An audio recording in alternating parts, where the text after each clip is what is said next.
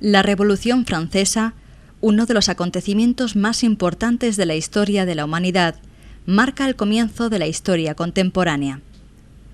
Los sucesos que comenzaron en 1789 suponen el principio del fin de la monarquía absoluta, que había prevalecido durante siglos en muchos países del mundo occidental. Pero la revolución tiene muchos enemigos. Las viejas monarquías europeas ven el ejemplo francés como un mal a combatir. La guerra, una vez más, invade los campos de Europa, una guerra en la que el ejército francés se hace invencible. En este contexto surge la mayor figura de la época, Napoleón Bonaparte. Hijo de la Revolución, Napoleón se adhiere a ella influido por la lectura de los filósofos racionalistas. Muy pronto, en 1793, es ascendido a general, el más joven del ejército revolucionario.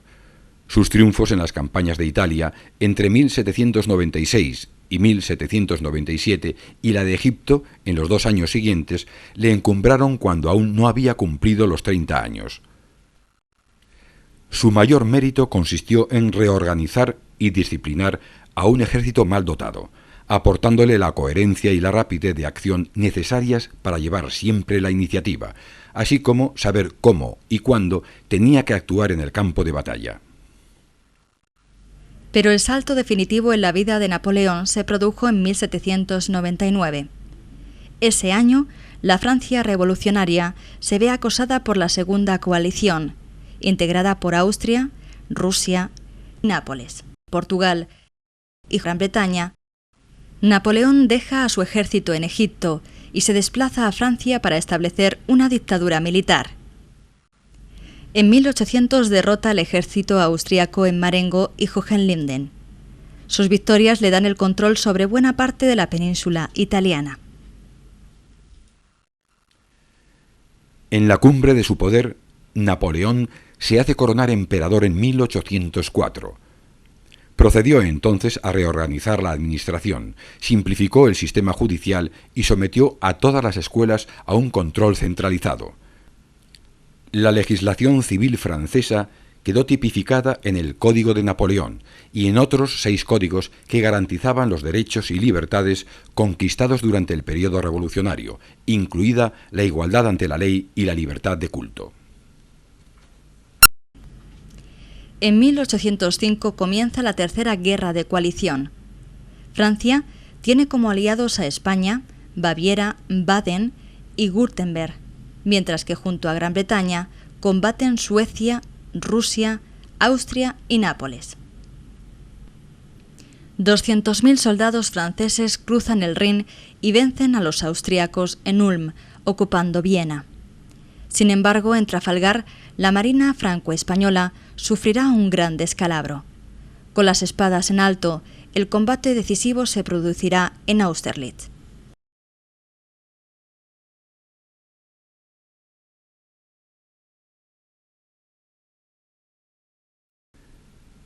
Las tropas francesas se dispusieron en línea frente a Austerlitz. La Guardia Imperial, con Napoleón, se dispuso algo más retrasada, protegida por la caballería de Murat. A su derecha e izquierda se ubicaron las divisiones de infantería francesa. Eran en total unos 60.000 hombres. Frente a los franceses, el zar Alejandro contaba con la Guardia rusa y en primera línea las unidades de caballería e infantería. Contabilizaban cerca de 90.000 hombres. La batalla empezó con un ataque ruso sobre la izquierda francesa, lo que obligó a la infantería de Soult a acudir en su apoyo. A su vez, Bernadotte ocupó el centro francés y Murat mandó avanzar a su caballería, rompiendo el centro ruso. Los desesperados contraataques rusos no lograron hacer mella entre los franceses. Finalmente, la Guardia rusa se lanzó contra el centro francés, ataque que fue respondido por la Guardia Imperial gala. El empuje de estos en todas sus líneas puso en fuga al enemigo mientras el ala derecha rusa quedaba cercada y era diezmada.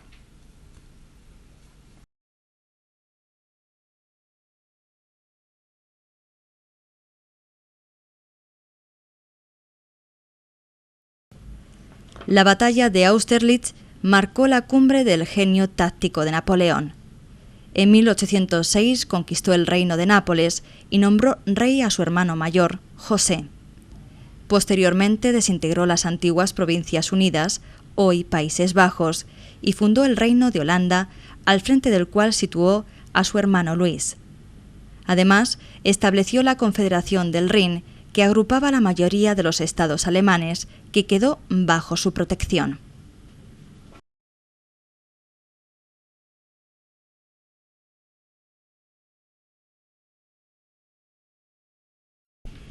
En 1806, Prusia y Rusia forjaron una nueva alianza contra Francia e iniciaron el ataque. En respuesta, Napoleón aniquiló al ejército prusiano en Jena y Austerlitz.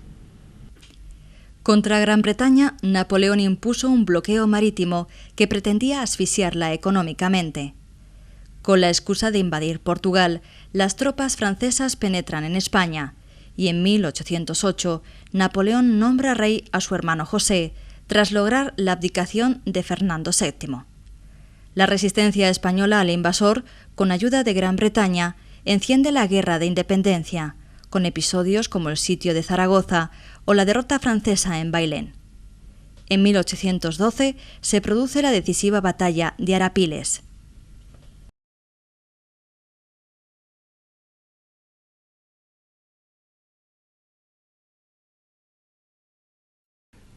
Las tropas anglo-portuguesas de Wellington se dispusieron en torno a Arapiles con la infantería en primera línea y la caballería en los flancos.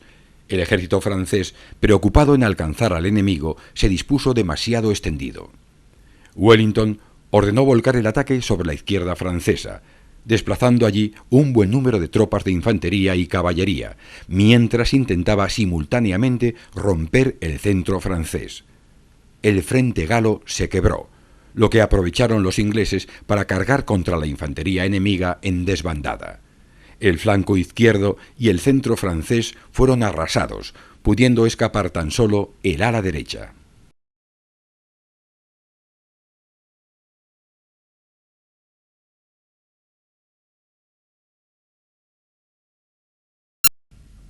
La estrategia maestra de Wellington había destruido al ejército francés.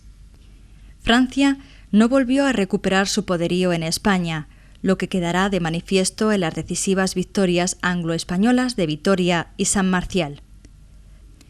Al mismo tiempo que se estaba luchando en España, contra Francia se formó una nueva coalición integrada por Gran Bretaña y Austria. Bonaparte logró vencer a los austriacos en Wagram en 1809, convirtiendo los territorios conquistados en las provincias ilirias, además de anexionar los estados pontificios. El imperio alcanzó su máxima amplitud en 1810 con la incorporación de Bremen, Lübeck y otros territorios del norte de Alemania, así como el Reino de Holanda. Aunque muy pronto habría de cambiar todo.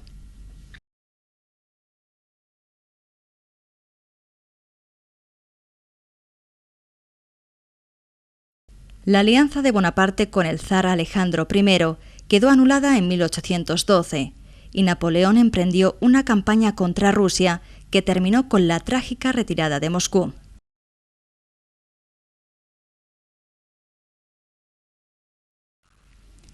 La cruda derrota sufrida por los ejércitos napoleónicos en las estepas rusas en 1814 provocó la abdicación del otrora dueño de la Europa occidental y su confinamiento en la isla de Elba.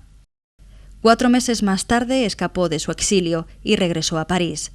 En consecuencia, los antiguos aliados, Rusia, Austria, Prusia y Gran Bretaña, volvieron a reunirse para intentar derrotarlo. La batalla decisiva se producirá en Waterloo.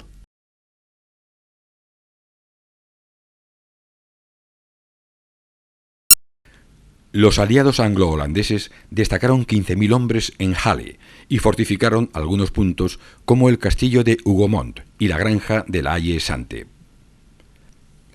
Por su parte, Napoleón, atrincherado tras su flanco derecho, situó a su artillería en primera línea y envió un ataque sobre las posiciones fortificadas, esperando atraer algunos efectivos del centro aliado.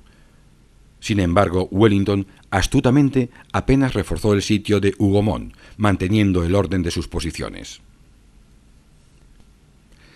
Con las primeras descargas de artillería, por el este apareció una avanzadilla de las tropas prusianas, lo que obligó a Napoleón a desplazar un cuerpo de la reserva para contenerlos. Para protegerse de la artillería francesa, Wellington ordenó a sus hombres simular un repliegue. Al creer que se retiraban, 5.000 jinetes franceses cargaron sin ayuda de infantería ni artillería. Entonces la infantería inglesa se dispuso en cuadros con 3 filas de bayonetas, rechazando el ataque francés y obligando a la caballería a huir en desbandada. Napoleón ordenó entonces un ataque entre Hougomont y La Haye-Sainte, un intento fracasado. La infantería francesa fue aniquilada, mientras que la guardia y la caballería hubieron de replegarse.